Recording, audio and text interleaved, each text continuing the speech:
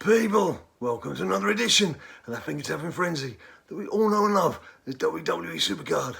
With me, Big Jim, here in another room at brand new BadLadDad HQ. You're going to have to get used to me hopping about, skipping around to different places while I try and bring these vids to you, because we are still trying to get ourselves unpacked and settled in and all that shizzle that goes with a new home. We're talking of new things. We know what's new. It's Season 6 of WWE SuperCard. Now, what can we expect in Season 6? Well, thank you ever so much. Thank you to the kind people at 2K Games. You will see some footage right here, right now, just showing you some of the gameplay and some of the cards that you can expect to see in Season 6. Now, of course, there's three tiers leading all the way up to Vanguard, which is the one that we're all going to want to be in. But we're beginning with Nightmare. Then there's Primal, and then Vanguard. They're the three tiers that are coming to us. 250 new cards to play with in Season 6. And at the start, I believe we're going to have a Road to Glory to try and get a Vanguard card. And there's going to be a lot of ands in this. Gobbledygooker makes a reappearance in a special Thanksgiving event, which will be coming up. So we'll see him back in action. We've already had a couple of Gobbledygooker cards in the background, haven't we? Just have a look at the rock there. The rock there being fortified. There's a fortified rock. That's one of the new things coming up that I'm going to come on to and speak about shortly. What else do we know? Well, obviously, just mentioned there the rock and fortifying cards. Proing cards, it's going to be very different in Season 6. All the cards up to Season 5 remain the same, but Season 6 cards, it's a very different system where you still pro it, but then you can do this thing called fortifying it, where you can use further duplicates to fortify the card another 3 times. Now, if you missed what happened to the rock just now, you can wind back, or I might have just stuck him on the end again as well. It basically gives you the chance to give extra power to your pro cards, but it will be quite clear on that little system that you'll see at the bottom of the fortifying part of the deck. It will be quite clear which cards have had that extra boost, bit of a boost. AJ Styles there looking very Vanguardish, very stylish. And also there's this performance centre. Now the performance centre, I'll be honest, I've used King of the Ring as a kind of performance centre because that's, you have to be absolutely top tier to do well in King of the Ring, and I tend to use it for putting cards in that need powering up, because you can just shove them away to one side and then get on with it. And that's kind of how the Performance Centre is going to operate. There's going to be 2 versions of it. There's going to be one for matches played and one for XP. Now, matches played is the new way of powering up your Season 6 cards. Not all this trying to do the 4 individual stats and you've got 25 on power and 31 on toughness and 12 on speed or something like that. It's about matches played. So that is hopefully this new streamlined way of powering up the cards is going to make life a bit easier for people.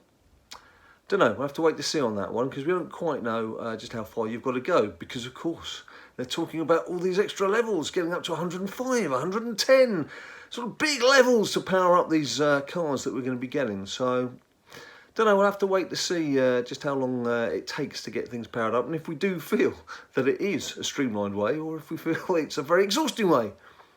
We'll have to wait and find out. Season 6 cards also aren't going to have slots for enhancements and tokens. I believe they're still going to be in the game. They're just not going to be part of the Season 6 setup, which kind of glad about. I think they've served their purpose. They've served the use of it. I mean, the old days, the good old days. Remember, this is 5 years. 5 years of WWE SuperCard. In the old days, having these tokens enhancements helped you in King of the Ring, and you had these sort of little advantages that you could play in matches. But these days, the stats are so big, they're humongous, they're enormous. So I have to wait to see again what it's like playing with Season 6 cards, and if we feel again that is an improvement. A lot of these ideas, I have to say, have come from you, the people. SuperCard have made a big effort in stressing that a lot of the things that have come in have come via the suggestions from social media and from people contacting them directly.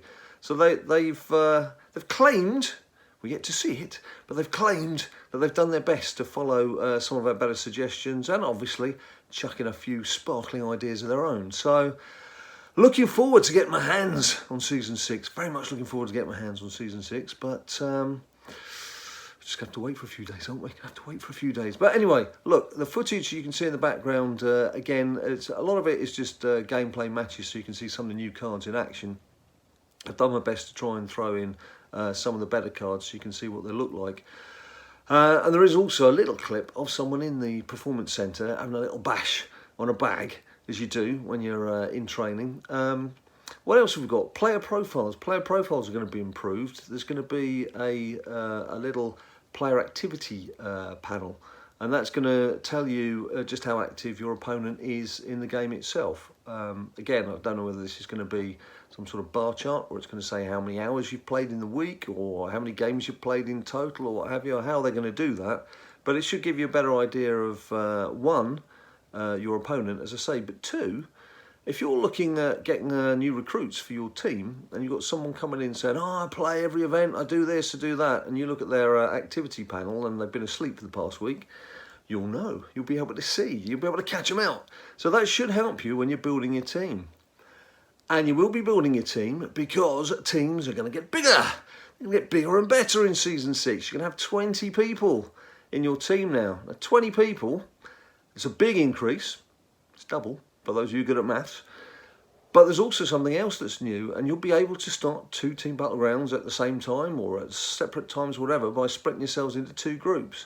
Now, why would you want to do that?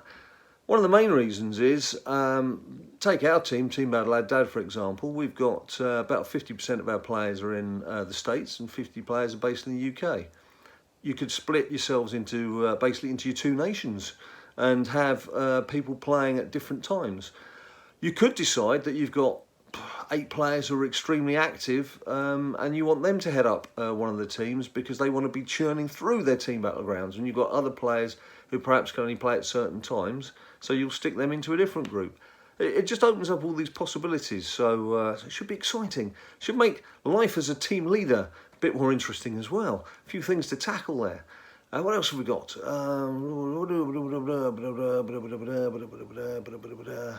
I'm just reading through, I did myself a little crib list. I think I've just about been through most of the things. What am I looking forward to? The thing I'm looking forward to, I mean, it's always nice. It's always nice to get the new cards and see the new designs and everything. And there should be examples of all of those different tiers, as I mentioned, in the graphics that you can see playing along happily in the background. The Vanguard cards are obviously going to be the top tiers, and Road to Glory, we all know how tough that is when a season starts, and you're going to need to have yourself a deck full of SummerSlam pros. Now, I'm on the female front, if you saw yesterday's video.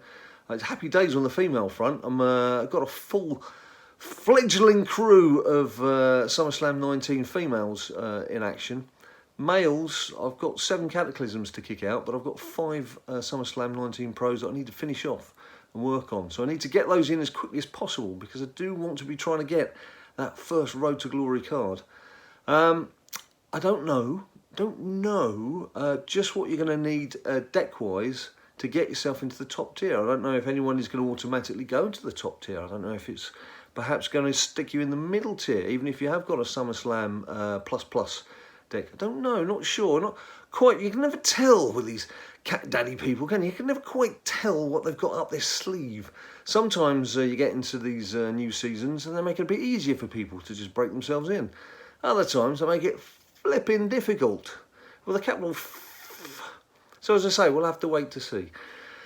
But that's about it. There's all those things to look forward to. There's the new teams, there's the player panels, there's obviously the new cards, 250 new cards to start collecting. Now, for me personally, I've got a lot of battleground points saved. Don't think that's going to help much. A lot of CP points. Should be able to buy 6 packs from that. What else have I got? I've got the ladder reward, which should get me a female. So the question for me is going to be, and for a lot of you too, is do you wait until you get yourself into the top tier, or do you just use it straight away? I don't know. I think I'll probably sit on it until I can get into the top tier itself. I'll probably just sit on my card. But there we have it, people. That's it. Let me know what you're looking forward to. Let me know if you think you're going to be in, and what tier you think you're going to start off in. Do you think they're going to start us all off in the first tier, make it easy to progress, or maybe sprinkle some of us in the middle and some of us at the top? Some of you players who've in Cataclysm tier, what do you fancy your chances of getting into one of the new tiers, or do you think you'd be stuck in Cataclysm? Let's have a chat down below. Let me know. As usual, people, you know what to do. If you like the video, like, subscribe. There's all the social media. There's Twitter, there's Instagram. Here we go. I'm back. Instagram. You know what I'm saying. Till I see you next time. You stay cool. People say to me all the time, "Hey Johnny Wrestling, what does it take to become a winner?" To those people I say, try watching BadLadDad's latest video. He'll show you just what it takes to become a WWE SuperCard champion.